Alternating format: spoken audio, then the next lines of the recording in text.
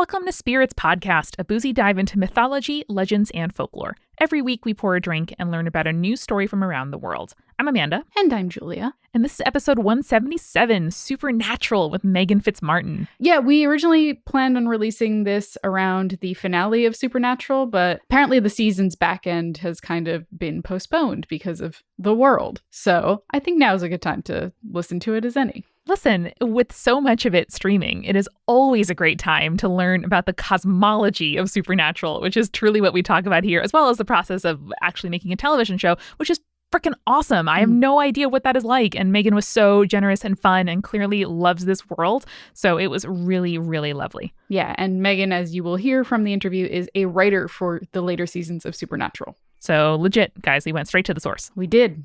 We would also love to welcome straight to the source of our hearts, which is our Patreon supporters, Sarah, Ruby, James, Jesse, Andrea, and Tallulah. Thank you so much for joining. You are among the ranks of such distinguished patrons as our supporting producer level patrons: Landon, Nikki, Tyree, Megan, Deborah, Molly, Skyla, Samantha, Sammy, Neil, Jessica, and Phil Fresh. As well as our legend level patrons, Diane, Stephen, Milena, Francis, Clara, Brittany, Josie, Kylie, Morgan, BME Up Scotty, Audra, Chris, Mark, Mr. Folk, Sarah, and Jack Marie. Incredible. We are so glad that you are all with us. We say it every week because it is true every single week. We can only do this as our jobs because of the support of our listeners, whether that is sharing the show with somebody new to help grow our listenership or supporting us on Patreon. And as you consider supporting the businesses and artists that you really love and helping to ensure that we can continue to do what we do, we really, really appreciate everybody who chooses to support us on Patreon. Love you guys. Julia, can you remind us what we were drinking in the morning recording we had here? I think Meghan got up at 6 a.m. to talk to us. Bless her. She's so good. We, of course, had some brunch cocktails. It wasn't the weekend, but brunch can be any day because time is fake. So personally, we love a beer mosa, as we've talked about on the show. All you need is like a light lager. You could use a shandy. You can use an IPA if that's your jam. And then just top it with a little bit of orange juice. So good. I like a half and half beer to orange juice ratio if I'm feeling like I need to drink a bunch of them in a row, or you could just do a little splash. I like a little floater. So configurable. So good. Mm-hmm.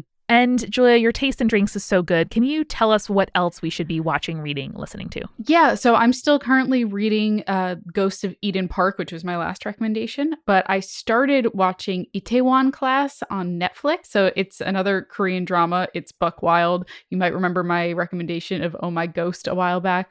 Fantastic. But this is like a revenge story where a guy's life is basically ruined by this big restaurant chain owner. And so he makes it his life's work to surpass him. And so he does that by starting and opening up a pub in a really hip neighborhood in Seoul called Itaewon. That sounds incredible, and I would love to watch it while doing jigsaw puzzles, which is my little secondary recommendation this week. I picked it up when I had a concussion last year, and it is very good for when you want to do something but not really think.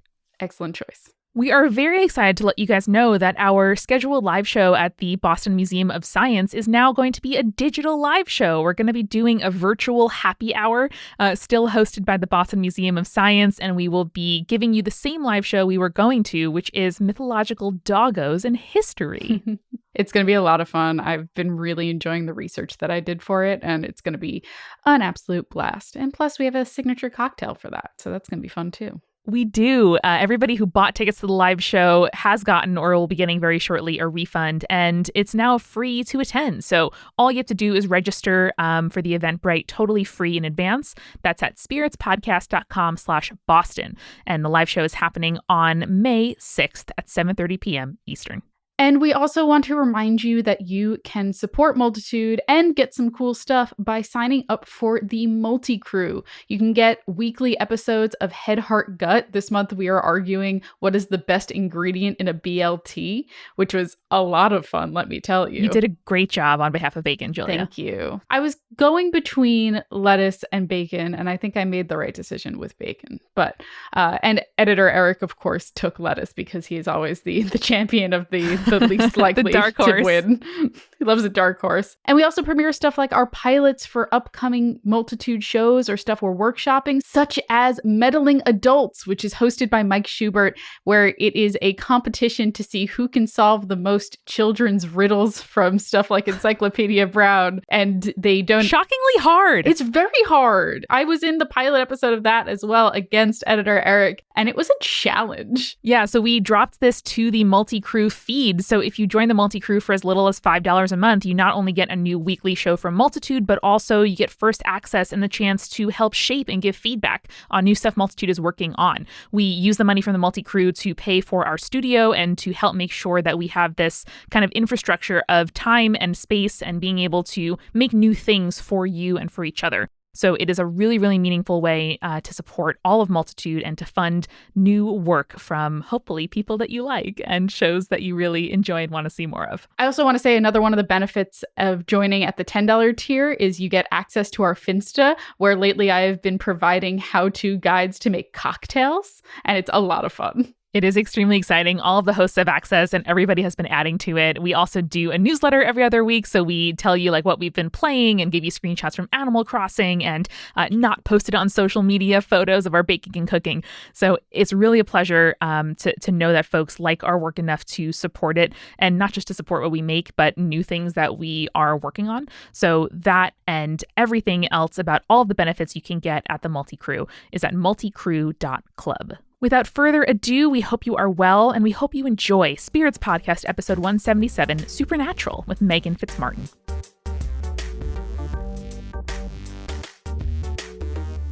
We are so excited to have Meghan Fitzmartin on the show with us today. Meghan has written for Supernatural and is an all-around Supernatural show guru, also the co-host of Wine and Comics and the producer and writer for Red Rhino, which is a wonderful audio fiction show. Hey, Meghan.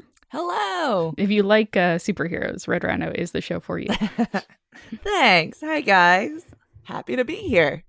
Good morning. Thank you for joining us very early from California. From the LA. Yes, exactly. You guys get to hear my morning voice. Aren't you lucky? I love a good morning voice. I find them much more sultry than my regular voice. Well, I was also going to say, if we're talking about Supernatural, nothing says Supernatural more than like a deep, growly voice. So, you know, it's on exactly. Point. Everyone's got that vocal fry, but in the hot man way instead of the quote unquote annoying female way. And, right. Anyway, exactly. Bringing it back, making it ours. Meghan, as a person who's used Tumblr, I know a bit about Supernatural, but I would love to hear from you. Sort of like if someone says like, "What is that show you work on? What's it about?" How do you answer that? What is the sort of like high level summary? Man, I mean, if it's my mom asking, I generally say a show that you don't want anything to do with. Thank you very much. We made God bye. But beyond that, ultimately, it's a show about family. It's a show about, you know, these two brothers just kind of trying to live their lives after trauma, and making the world a better place. And so, and, you know, the thing that I love so much about genre television, and like, you can see this in Buffy, you see this in Angel, you see this in Lost, even like genre television does a lot of really good heavy lifting in terms of paralleling the emotional stories with the actuality. So like, for instance, comic books do the same thing where it's like, you're like, the world's gonna end. And like, that may be how the audience is feeling, but you know that that's not true. But there's something cathartic about seeing it happen in real time for this story and how people kind of overcome it. And Supernatural does the same thing, I think, with like, you know, dealing with trauma, dealing with identity, dealing with loss, dealing with grief. The show does a really good job of sort of grounding those emotions in a way that if you are like me and you don't know how to deal with your feelings, it explains it a little bit better. Mood. Yeah. Big mood. Yeah. So, yeah. That's awesome. And that's a lot of what I definitely go to fantasy and science fiction for, are sort of, you know, the maybe lens is fantastical, but the things that people deal with are really cathartic and really relatable. Yeah, 100%. So, yeah, it just also helps that they're two attractive boys. So, you know, doing their thing. That does help everything. So many moody filtered screen caps on my dash. It's so great. The single man tier is just its peak. It truly is so good. And it's amazing to have a cast that's been together for so many seasons. This is season 15, 16? We're going into 15. Yeah, 15's our last season. Wow. Yeah. That is so many seasons. That is so many years of putting people to work, and I appreciate that. As Hollywood and the industry as a whole are, hit or miss when it comes to whether or not you're going to have work the next season. It is the most consistent job in Hollywood, for sure. In that way, it was definitely a blessing. Like, there's a lot of like hard stuff that come out of that, but also some really good stuff that we've had. A lot of our crew has been on since the pilot, or since the second episode, depending. Yeah. So it's a really special. That is wild. It's a special thing for sure. So talking about the sort of longevity of the show and building a world and a story over that length of time, can you tell us a little bit about like the cosmology of the world? What is the sort of structure? I know we deal with angels, we deal with demons, you mentioned like the figure of God. So can you tell us a little bit about who we meet and sort of Supernatural's take on what all of this means and how they relate to each other? Yeah, it's really interesting. I actually think that Supernatural is probably one of the I'm not saying this from a biased perspective, and I understand it's going to come across that way.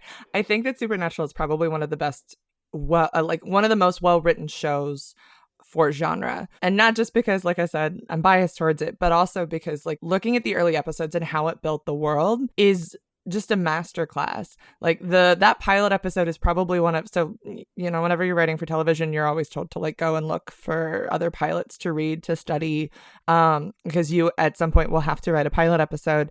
And Supernatural is one of those pilot episodes that I tell everyone to read because it is just so tight. It's so perfect. And it also sets up the world really well. Like, not only do we see our character, like, not only do we get the victim of the week in the very first 5 minutes of the show, which is what the structure ends up becoming for the rest of the show. The victim of the week for the first 5 minutes are our main characters. And so we're now invested into this world, and we're also now invested in I understand kind of it's just the wacky and weird that's happening here. And so that first season is a lot about, the lore stuff. It's a lot about stuff that you tell around a campfire. And then, you start to kind of pull back and you start to realize, oh, well, demons exist here. And demons are the really big surprise of the first season. And then second season is when Supernatural jumped over to, it wasn't the WB and became CW. And so there's some really interesting, you can start to see some network notes, which are really interesting for me. But then you start to kind of build the world out a little bit more. What does it mean that there are demons? That probably means that there's a hell. And you pull back a little bit more and you see that there's a trickster god. You see that there's all sorts of things. And then, the big reveal for season 4, it kind of revitalized our entire show by introducing angels. And so it was kind of a slow burn in terms of just building the world and building the mythology. Because we didn't fully introduce, we talked about God, but we said that God was not present. We didn't fully introduce who God was until season 11. Wow. Yeah. We talked about him starting in season 4, even a little bit before that, but mostly in season 4. And then, but just the incredible slow burn of world building, because I'm a person that I want to tell everybody everything right off the top of my head, and so it's been I have so many notes. Let me share them with you. I know, exactly. I have 100,000 words. I've thought about everything. Let me prove to you that I have thought about everything for this world. Listen, this is how money works, and it's really important that I tell you every single kind of coin and what the nut to coin ratio is. Oh boy. I've created a whole language, and I would like to sing a whole song about it that will last a chapter and a half, Tolkien. But yes, correct. Listen. Props to you. I will not be reading that song. We recently did a interview with author Garth Nix. Yeah. And one of my favorite parts of that interview is we were asking him, and he was commenting on the Sumerian. Oh, yeah. And we were like, well, would you ever want to write a book like that for one of your books? He's like, no, I'd rather just write a book. I was like, oh, damn. I'd rather shoot your not, shot, man. My dude. Yeah. I'd rather not put all that work into it. Super valid. But yeah, that looking at it's an interesting lesson in prioritizing. So what was prioritized is the relationship of the boys, maybe a little bit more than the world itself. So what's really important is Sam and Dean and how they react to each other, how they relate to each other, and the world beyond that is only important as it relates to those boys. Right. Which is really cool. Like, and just from a writing perspective, like, oh yeah, that's right. That's how you should do things. Yeah, focusing on the micro and having the macro kind of exist in the background. Right, exactly. And like having it be informed by your characters, like making sure that the choices that you're making are always character choices rather than, you know, this is a cool world that I think that is really cool for world reasons. Well, cool. And it may be a really cool world, but I know that I'm probably not going to care about it until it is directly connected to somebody that I have begun to care about. Totally. I think it's really cool too, kind of hearkening back to what you were saying about the pilot and, having the victim of the week, the monster of the week kind of thing. Mm-hmm. The first ones being, the brothers. Mm-hmm. It's so like, it just fits the Joseph Campbell's hero's journey so well because you have to introduce those reluctant characters into the journey. And, if you're just kind of joining them in media res, you're not as invested. Yeah. So I love that as an idea. I'm telling you, one of the best pilots, like, hands down, from a pure structure perspective. So when you guys are thinking about sort of emotional growth versus plot versus like world building and continuing to kind of raise the stakes and like expand the lens of the world, how do you approach writing individual episodes versus the whole season? Our room is a little bit different than most rooms. We're not in it as much. We're with each other all day, all the live long day around each other. But we're not, but it's interesting because to me, so much of it is about learning through osmosis and learning and like kind of adjusting the story as it relates to like, oh, I have this really cool idea. And then you start to think about it and you start to kind of talk through it with everybody. And then you start to say, okay, like, where do we want them to go? And we look at it almost in parts. That's always how I've been kind of taught to do television, is that we look at the season, not to have it at the very, like, not to have the end goal be where you're going. Like, this season's a little bit different because this is the last season. And so we did have to kind of figure out how we're going to end it. But for most seasons, we don't really know what that end's going to look like yet. Definitely not when we start.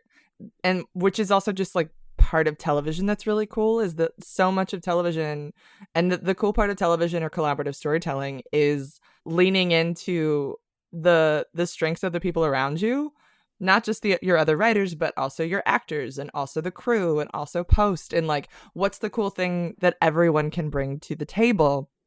And sometimes that story changes depending on like, oh, I really like this actor. This actor has been doing really like,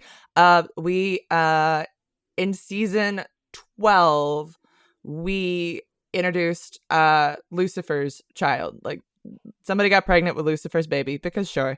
And classic, as you do. And to her credit, didn't know that it was Lucifer. So whatever. Also, apparently, they usually don't. Also, apparently, the first time Lucifer had sex, we're unclear. Anyway, okay. You would think that Lucifer would be like getting it down more. Apparently not. He was quite surprised by it.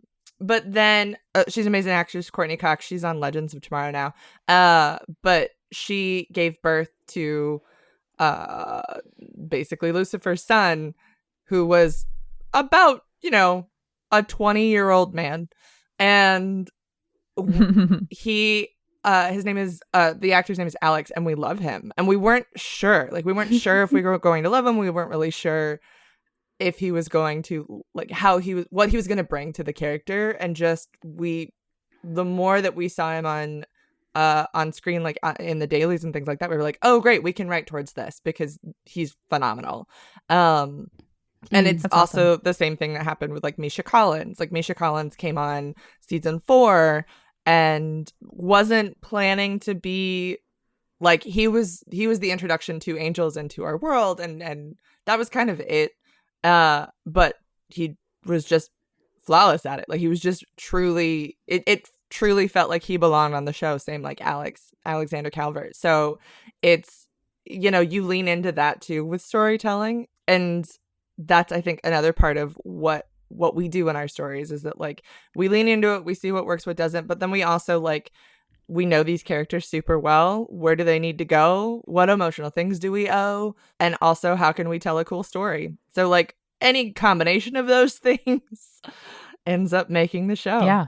Yeah, I'm very curious about the demonology and the hierarchy of angels and stuff in the show because, demons and angels, there's a lot of canon about them in Christianity. Right. But then you guys introduce stuff like trickster gods and stuff like that. So I'm curious as to like where you draw the line versus like sticking with the canon versus creating something new entirely. I'm just curious about that process because it always fascinates me. I think something that we enjoy doing on the show is looking at the canon and saying how can we bring something new to it, or how can we surprise an audience? Something that whenever I first got on the show, I liked the show already, and so I had watched all the episodes, and so whenever I got on the show, I was like, I want to keep learning. I'm going to read all of our episodes, and which we're over 300 now. It was a feat. It was like a long process. That's so many episodes. So many scripts. But one of the things that I was really impressed by is that the thing that Supernatural did really well at the very beginning and kind of spoke to what the rest of the show would look like is that it utilized audience expectation and therefore could subvert it. So the example that I always kind of give is if you see a woman running in the woods, like a woman in a white nightgown running in the woods, that's 1 page worth of writing, but you've already told a story and you've already set up expectations for the audience. Like that's so much work that was done with just writing 1 page of the story. And then what you do, knowing full well that your audience is going to expect that girl to be the like victim of the week, you turn it around and make her the werewolf. And that, it's building off of the like expectations. It's building off of it's knowing the myths. It's knowing the religion. It's knowing the backstory and saying, how can we subvert this narrative? Which in itself leads really well into why Supernatural, I think, is a very funny show and also a very meta show, because it's always been meta. Like you look at some of the early episodes and you see how it's always kind of been very aware of itself, which is what a meta show needs to do. It's always been able to say, oh, okay, this is that. This is we're going to change the format on its head, and therefore we are going to be a meta show. Like you just can't not. And so it's the same thing with like vampires. Vampires on our show are very different than vampires of lore. And it's in part because, especially if you're telling a story and you're telling a story to an audience that like, for the most part is fairly horror suave. Like they're savvy. Right. They know what you're talking about. How do you spin it on their head? And so that's the precipice. The same thing with angels. So like one of the jokes is that angels are dicks, which is the opposite of what you would think of an angel. And so just kind of taking the expectations and just turning them on its head is just something that I think that we do for a lot of our mythology is like, oh, okay, this is what you're expecting, which is good. Like that's what you should be expecting. That's kind of what the narratives thus far have taken you. How can we subvert that? Is there a piece of the lore from the show that is your favorite piece of the lore? I don't know. I love the way that we do lore. I love the way that we I love the way that it asks questions. I think a lot of lore, I think that the difference about our lore that is different because lore in general, right, is supposed to answer questions that are strange for people. Like why did my crops die? Oh, well, I'm probably upset some god. That's the only reason that the crops died, not because there was no rain. And or like whatever reason. Like the lore was always built to answer a question. And I think what I love about our lore, it actually exists more in the gray area. Like our lore exists to ask questions. Our lore exists to say, okay, we have a werewolf character, Garth, who's great. He's played by DJ Qualls. What if one of our characters that we love and know become a monster? Well, what do you do then? Do you kill them still? Or do you try and exist within that? It's the same thing with God. It's the same thing with angels. Like they are supposed to be the good guys. What if they're the bad guys?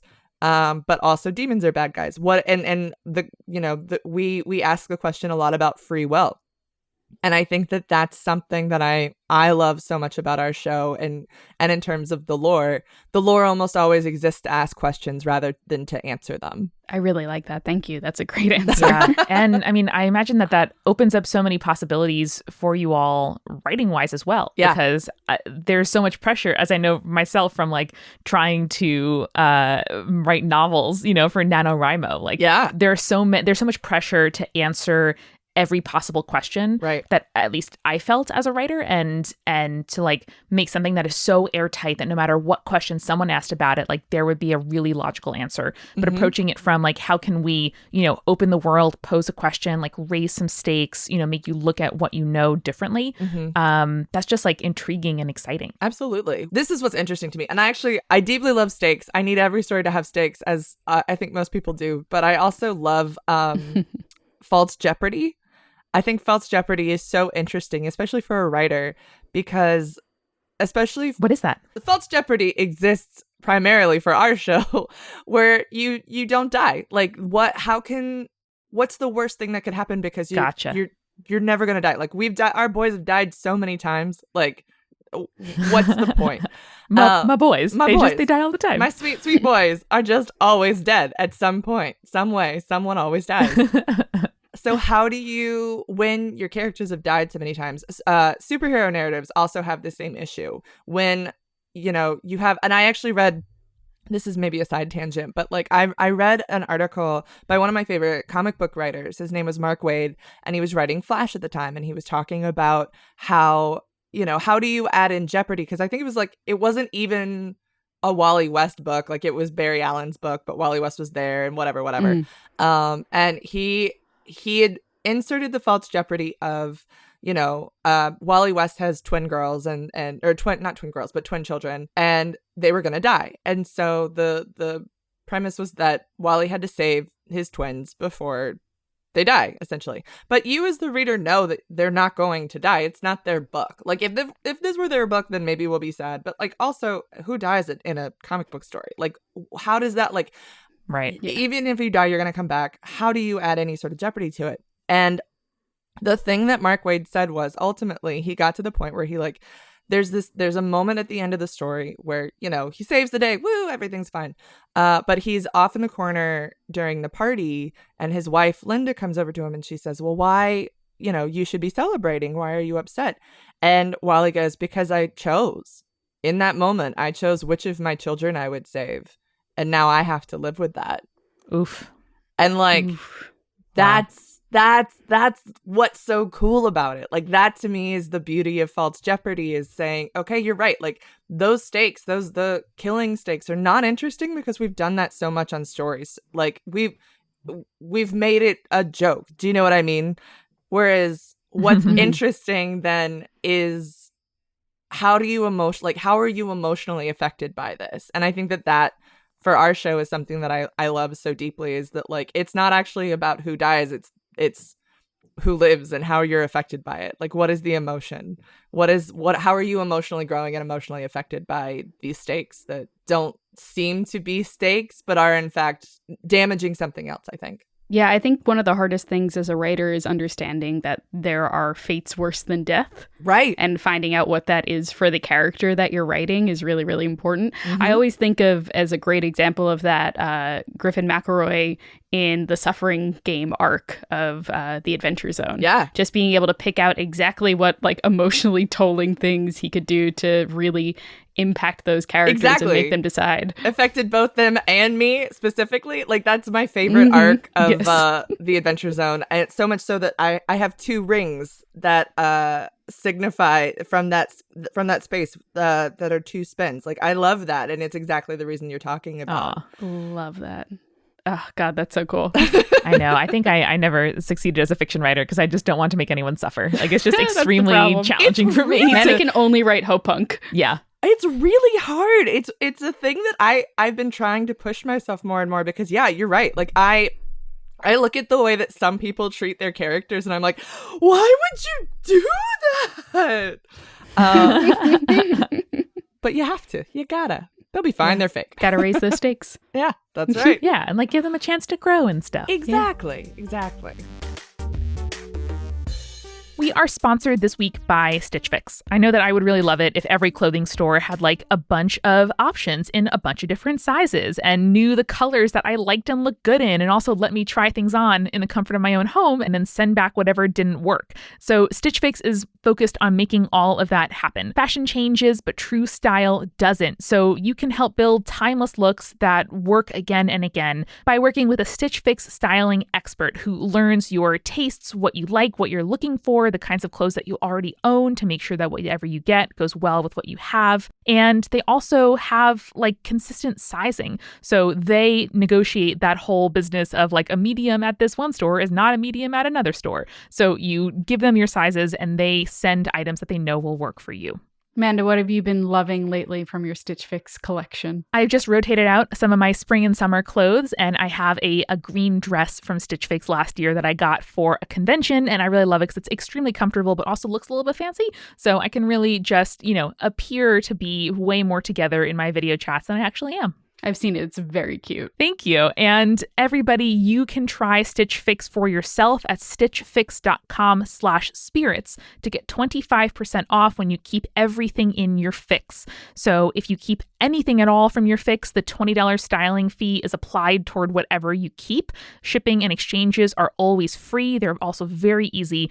And if you end up keeping everything in your box, you'll get 25% off by going to stitchfix.com/spirits to sign up. Yeah, and the best part is there's no subscription required, and you can schedule them for any time. Again, that's stitchfix.com/spirits for 25% off when you keep everything in your fix. Amanda, things have been depressing lately. It's been a little bit rough out there. It has been. And I am looking for content that is not going to make me feel even more isolated than I already do. And that is why I am really, really grateful for Our Play Gear. This is a new kind of current events podcast from Joseph Fink of the Welcome to Night Vale fame and Alice Isn't Dead. It is an island in a sea of bad headlines. It's this sort of experiment in public anxiety. And it's been a scary year, but I realize now that I don't have to be scared alone. It's really powerful. You acknowledge your anxieties, you acknowledge the fact that it's extremely uncertain, but doing it with others, there's just something really powerful about it. Yeah, so Joseph and other prominent writers like Cory Doctorow, Nisi Shaw, Night Vale's Jeffrey Craner, they document this year as it is lived week by week, the big and the small, the tragic and the funny. And alongside that, they also feature regular voicemails from listeners who are describing their own extraordinary and also kind of ordinary moments. And their plan is together, they can tell the story of this really buck wild year and live through it. Absolutely. And if you like, the empty bowl and the listener voicemails that come in that, or if you like the hilarious world of depression where listener letters make up a big part of the show, I really love hearing from other people and knowing that I can count on a space that doesn't try to cover up what's happening, but also isn't dwelling in anxiety. So you can find Our Plague Year anywhere that you get your podcasts. Or go to nightvalepresents.com/ourplagueyear. And now let's get back to the show. Just given the timing of when we're talking to you, do you want to speak a little bit about endings and what makes a satisfying one, kind of what's on all of your minds or what's on your minds as you approached kind of storyboarding and then executing the season? Well, I mean, we're a 20 episode show, so our ending is so far away. Everyone's asked me. So it's October when we're recording this, and everyone's been asking me that, in my friend group and whatnot. Are you sad? Are you sad the show's over? And I was like, when is it ending though? What are you talking about? We're not anywhere close to ending. There's a lot of work to do. We're on episode 3 right now. Exactly. We've got so many more episodes. I'll be sad in January, I think, is when I. That's fair. Do you know what I mean? Because I think that our last shoot is going to be in April or something like that. So that as that gets closer, I think that I will feel a type of way. But yeah, in terms of endings, it's funny you brought up the Adventure Zone, because I just listened to that for the first time last year, and that ending is so well done. And I'd been thinking a lot about endings and what makes a good ending, and I hate ending stories, my friends make fun of me because I haven't seen the last episode of most shows that I love. Oh, I just watched the end of Parks and Recreation. Okay, good. It took me a good few years. I feel better about that then. That makes me feel I haven't watched end. I haven't watched the end of Battlestar. I haven't watched the end of the third season of Veronica Mars, and I have watched season 4, but I won't watch the end of the third season of Veronica Mars. It's different. It's hard. It took me, one of my favorite shows was the Justice League animated show, and I think it took me 4 years. So good. Oh, so good. And I think it took me 4 years to watch that last episode because we were going to record over the VHS tape, and I was terrified I was never going to get to see it because this was before streaming. Oh, no. Yeah. But I mean, yeah, in terms of endings, it's figuring out how do you emotionally resonate, and also being okay, I think, with the fact that no one's going to be okay with the end. But Megan, I want everyone to like me so much. So much. All Oh, the man. time. Can I just tell you that working on Supernatural has really killed that in me? The internet has some strong opinions about me one way or another, which is fine. Whoa. Yeah. The internet always has strong opinions about everything. That's the problem. Truly. And something someone loves so much. Like, ultimately, it is a testament to your work that somebody cares enough about it to feel really invested. But the emotional experience of someone saying that all your work is like wrong and also specifically bad. Oh, yeah. Is real. It's honestly like, I don't know. I've come around on it because I'm like, this is really beautiful. Like, the amount of passion that it inspires. Like, the thing that actually is more terrifying is when somebody is apathetic towards my show. And then I'm like, you hate it. If you hate me, that's fine. But yeah, I mean, there's so much that's sweet about our show, and it becomes, and I think it's the nature of shows nowadays because of social media. You know, you are in this with the people that have watched you and been supportive of you for so long, and so trying to figure out a way to not be Game of Thrones is definitely on everyone's mind. But also, just at the end of the day, what it has to come down to is what's best for these characters. Going back to the first episode, I recently rewatched the first season because I wanted to kind of see what we had promised all the way back in season 1. Yeah. And, you know, whether or not that was the intention, you make promises as a storyteller at the very beginning of your show. And it's important to see whether or not that how are you going to fulfill those promises or make those promises different, like subvert the promises. Because I feel like How I Met Your Mother is a show that like tried to hold on to those promises a little too tightly. Oof. Yeah. And how do you grow with the show? How do you accept that the show has grown? Is you know, it's a lot. I really love our ending. I've heard it every time I've heard it, I've cried. So good sign. Good. I mean, hopeful. I also just like care deeply about these people, and I'm excited about it. I'm excited. Not that it's ending because I hate anything ending ever. But I'm super honored to be a part of a thing that has mattered to me a lot. To be able to like be in the room and just watch as people very respectfully try and figure out the best way to lay these characters to rest, you know, to utilize the Carry On My Wayward Son of it all. Was there anything else that you wanted to touch on?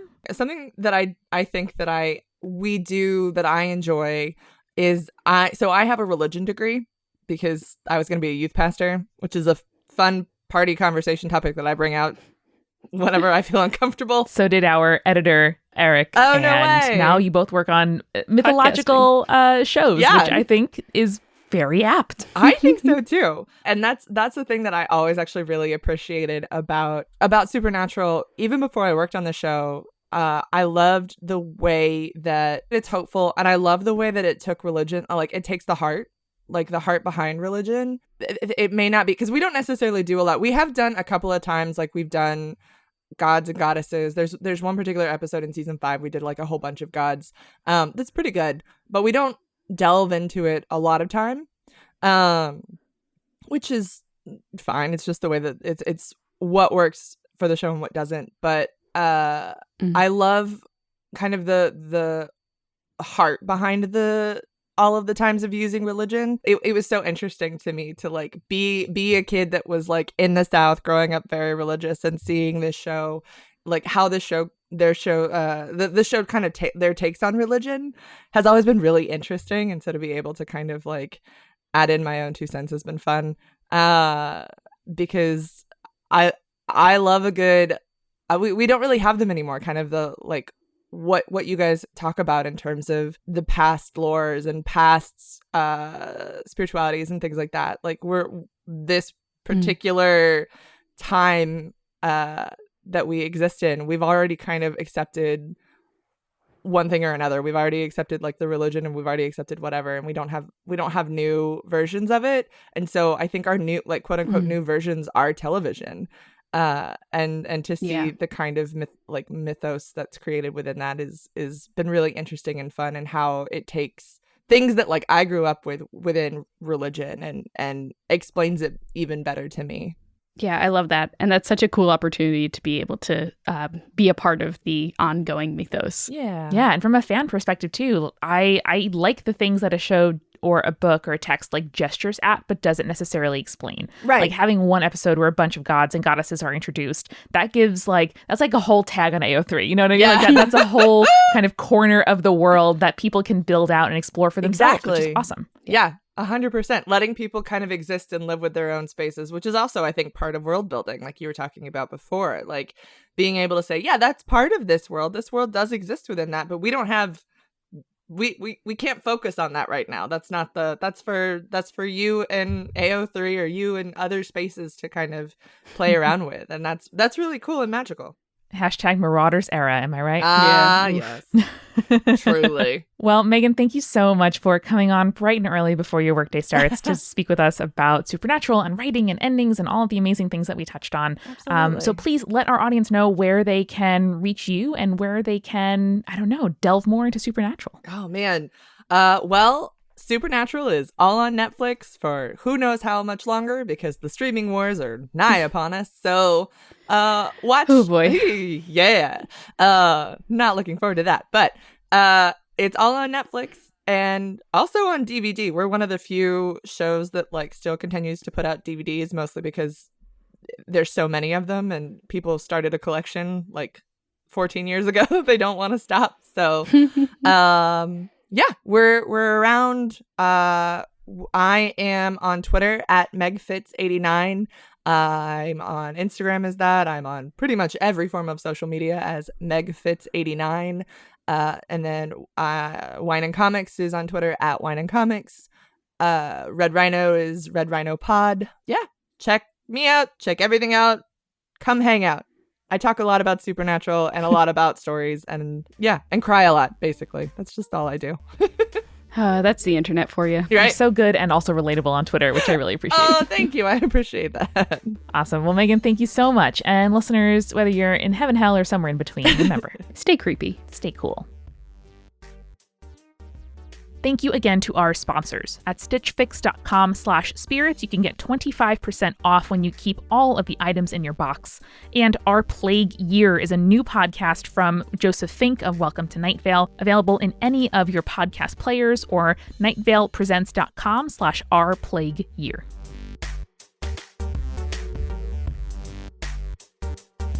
Spirits was created by Amanda McLaughlin, Julia Shafini, and Eric Schneider, with music by Kevin MacLeod and visual design by Allison Wakeman. Keep up with all things creepy and cool by following us at Spirits Podcast on Twitter, Instagram, Facebook, and Tumblr. We also have all of our episode transcripts, guest appearances, and merch on our website, as well as a form to send us your urban legends at spiritspodcast.com. Join our member community on Patreon, patreon.com/spiritspodcast, for all kinds of behind-the-scenes stuff. Just $1 gets you access to audio extras with so much more available too. Recipe cards, director's commentaries, exclusive merch, and real physical gifts. We are a founding member of Multitude, a collective of independent audio professionals. If you like Spirits, you will love the other shows that live on our website at multitude.productions. And above all else, if you liked what you heard today, please share us with your friends. That is the very best way to help us keep on growing. Thank you so much for listening. Till next time.